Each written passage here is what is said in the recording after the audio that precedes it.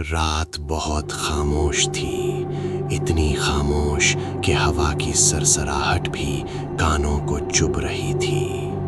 गांव के बाहर वो पुरानी हवेली अंधेरे में डूबी हुई खड़ी थी, जैसे कोई जिंदा चीज हो जो सांस रोककर किसी का इंतजार कर रही हो। लोग कहते थे कि इस हवेली में काला जादू होता है, ऐसा जादू जो सिर्फ जान नहीं लेता बल्कि रूह को भी कैद कर लेता है। मैं पहले इन बातों पर हंस देता था, लेकिन उस रात के बाद मेरी हंसी कहीं गुम हो गई। मेरा नाम आयान है।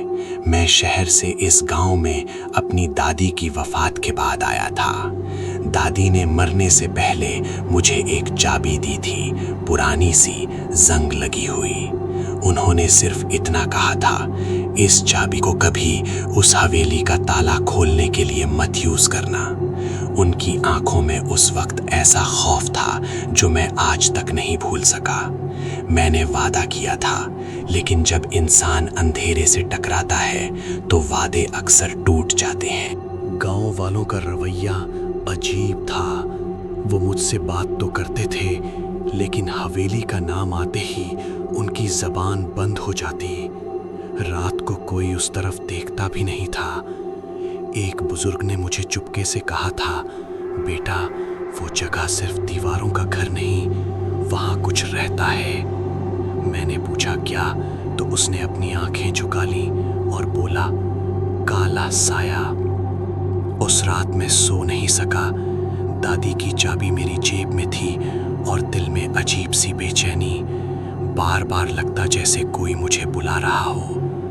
आखिर मैं उठकर बाहर निकला। चांद आधा छिपा हुआ था और हवेली का दरवाजा दूर से भी साफ नजर आ रहा था। हर कदम के साथ दिल तेज धड़क रहा था, लेकिन फिर भी मैं रुक नहीं सका। हवेली का दरवाजा खुला हुआ था, जैसे वो मेरी ही राह देख रही हो। अंदर अंधेरा था, लेकिन हवा में जले हुए लोबान और पुरानी लकड़ी की बू थी। दीवारों पर अजीब निशान थे, जैसे किसी ने खून से लकीरें खींच दी हों। मैंने टॉर्च जलाई तो जमीन पर छोटे छोटे पुतले नजर आए, सुई से भरे हुए। मेरा जिस्म ठंड से भर गया। अचानक पीछे से किसी के चलने की आवाज आई। मैं मुड़कर देखा, लेकिन वहां कोई नहीं था। फिर भी लग रहा था जैसे कोई मेरी गर्दन के बिल्कुल पीछे खड़ा हो। सांस लेना मुश्किल हो गया। तभी एक आवाज गूंजी, गहरी और भरी हुई, चाबी ले आए हो। मैंने घबरा कर कहा, कौन हो तुम? आवाज हंस पड़ी, ऐसी हंसी जो कानों में जहर बनकर उतर रही थी। मैं इस घर का मालिक हूं। तुम्हारी दादी मुझे जानती थी। मेरा खून जम गया। दादी का नाम सुनकर मेरे पैरों तले जमीन खिसक गई। दीवार के साए धीरे धीरे जमा होने लगे और एक शक्ल बनने लगी। उस शक्ल की आंखें लाल थीं और चेहरा बिल्कुल इंसानी नहीं था। उसने कहा, तुम्हारी दादी ने मुझसे वादा तोड़ा था, अब तुम्हारी बारी है। मुझे याद आया कि दादी रात को अक्सर दुआ पढ़ती रहती थी और कभी कभी रोती भी थी। शायद वो किसी चीज से बचने की कोशिश कर रही थी। मैंने भागने की कोशिश की, लेकिन पैर जैसे जमीन में धंस गए हों। उस शक्ल ने अपना हाथ बढ़ाया और मेरे दिमाग में तस्वीरें भर दी। खून, चीखें और लोग जो जिंदा जमीन में दफन हो रहे थे। ये सब काला जादू का काम था, वो जादू जो रूह को कैद करता है। अचानक चाबी मेरी जेब से निकलकर हवा में उठने लगी। शक्ल ने कहा, इस चाबी से मेरी कैद खुलेगी। मुझे समझ आ गया कि दादी ने अपनी जिंदगी लगाकर इस चीज को बंद रखा था।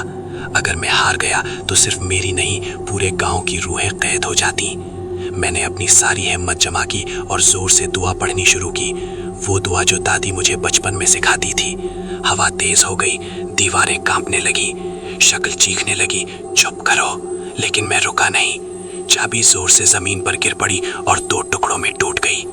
एक तेज चीख के साथ साए बिखर गए। हवेली में अचानक खामोशी छा गई। मैं जमीन पर गिर पड़ा, पसीने से भीगा हुआ।